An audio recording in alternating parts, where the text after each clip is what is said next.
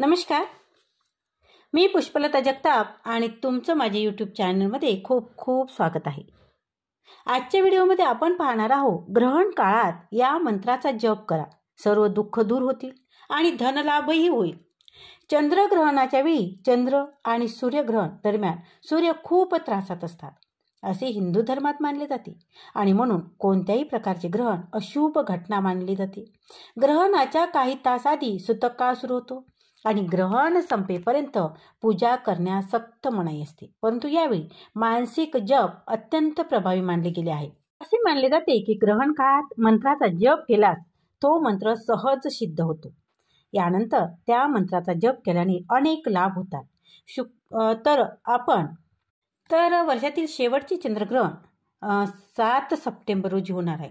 या दिवशी सूतक काळात तुम्ही तुमच्या राशीनुसार या मंत्राचा जप करू शकतात. असे केल्याने तुमच्यावरील ग्रहाचे अशुभ परिणाम दूर होतील.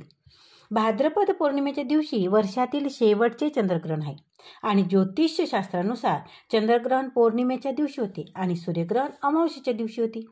हे चंद्रग्रहण भारतात दिसणार आहे. त्याचा सूतक काळ वैध राहील आणि त्याचे सर्व राशीच्या लोकांवर परिणाम होताना दिसतात. चंद्रग्रहणाचा काही राशीवर शुभ तर काही राशींच्या लोकांवर अशुभ परिणाम होतो. चंद्रग्रहणाचा अशुभ प्रभावापासून वाचण्यासाठी तुम्ही चंद्रग्रहणाच्या दिवशी तुमच्या राशीनुसार तुम्ही या मंत्राचा जप करू शकता. चंद्रग्रहणाच्या दिवशी राशीनुसार कोणत्या मंत्राचा जप करायचा ते आपण जाणून घेऊया. सर्वात प्रथम पाहू मेष रास. चंद्रग्रहणाच्या दिवशी मेष राशीच्या लोकांनी ओम नमः शिवाय, ओम नमः शिवाय नमः या मंत्राचा जप करावा. यामुळे चंद्रग्रहणाचे अशुभ प्रभाव दूर होण्यास मदत होते. आता बघूया वृषभ रास. तर चंद्रग्रहणाच्या दिवशी वृषभ राशीच्या लोकांनी ओम श्री श्री महालक्ष्मी नमः या मंत्राचा जप करावा. त्यामुळे चंद्रग्रहणाचे अशुभ प्रभाव दूर करण्यास या मंत्राचा जप केल्याने दूर होण्यास मदत होते. आता बघूया मिथुन रास. मिथुन राशीच्या लोकांनी चंद्रग्रहणाच्या दिवशी ओम नमो भगवते वासुदेवाय नमः या मंत्राचा जप करावा. यामुळे तुम्हाला कोणताही त्रास होणार नाही आणि होणाऱ्या त्रासापासून तुमची सुटका होण्यास या मंत्राचा जप केल्याने सुटका होऊ शकते. आता पुढे बघूया कर्क रास. कर्क राशीच्या लोकांनी चंद्रग्रहणाच्या दिवशी ओम गणपते नमः या मंत्राचा जप करावा. यामुळे सर्व प्रकारचे संकट दूर होण्यास मदत होते. सिंह रास. तर सिंह राशीच्या लोकांनी चंद्रग्रहणाच्या दिवशी महामृत्युंजय मंत्र म्हणजेच ओम त्र्यंबके यजामही सुगंधी पुष्टिवर्धनम या मंत्राचा जप करावा. मुळे जीवनातील सर्व दुःख दूर होतात. आता बघूया कन्या रास. चंद्रग्रहणाच्या दिवशी कन्या राशीच्या लोकांनी ओम हनुमंते रुद्रात्मकाय नमः या हनुमंताच्या मंत्राचा जप करावा. त्यामुळे तुमच्या जीवनातील सर्व संकटे दूर होतात.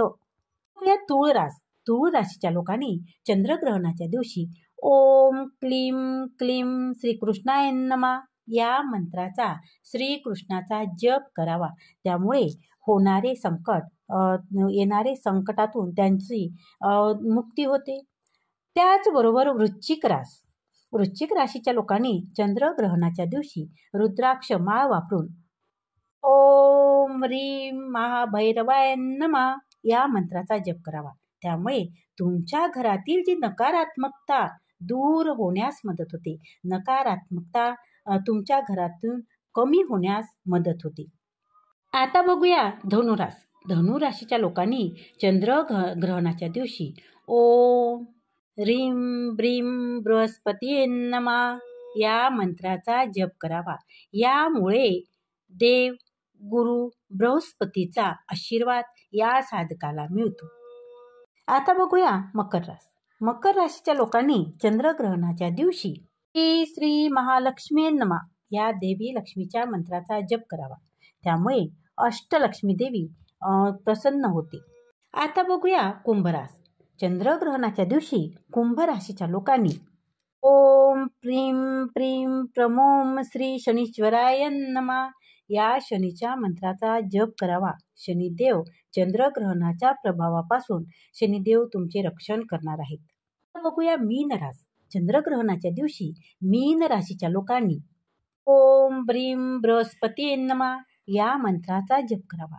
तुमच्या राशीचा स्वामी ग्रह गुरुच्या आशीर्वादाने अशुभ परिणाम दूर होण्यास मदत होते.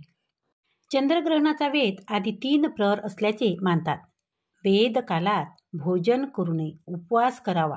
ग्रहण स्पर्श होता स्नान, देवपूजा, तर्पण, श्राद्ध, जप, होम ही कर्मे करावी आणि ग्रहण सुटाव्याच्या वेळी दान धर्म करावा. ग्रहण सुटल्यावर म्हणजेच चंद्राचे अथवा सूर्याचे बिंब शुद्ध झाल्यावर मोक्ष स्नान करावे. स्नान केल्याशिवाय राहू दर्शनाचे सूतक नाहीसे होत नाही आणि ग्रहणात सर्व वस्त्रासह स्नान करावे. सुवासिनी स्त्रियांनी गळ्या खालून स्नान करावे. डोक्यावरून स्नान करण्याची पद्धत आहे, पण ग्रहण कालात सर्व उदक गंगे समान असते. तथापि वाहते पाणी, सरोवर, नद्या, महानद्या आणि समुद्र याचे जल क्रमाने अधिकाधिक पुण्यकारक असते. ग्रहण पर्व कालात पुण्यक्षेत्र किंवा समुद्रावर स्नानासाठी जातात. ग्रहण कालात दान धर्म केला असता फार पुण्य मिळते आणि म्हणून सुवर्णभूमी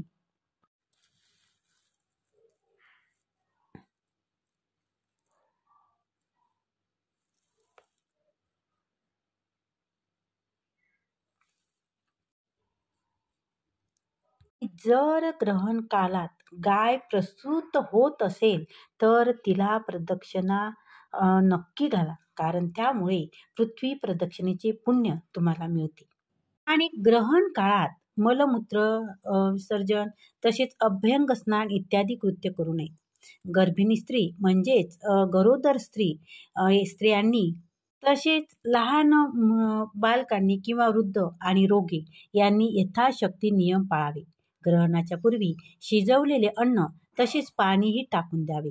दूध, दही किंवा लोणची यांच्या शुद्धीसाठी तुम्ही तुळशीपत्र अथवा दर्भ त्यावर ठेवावे.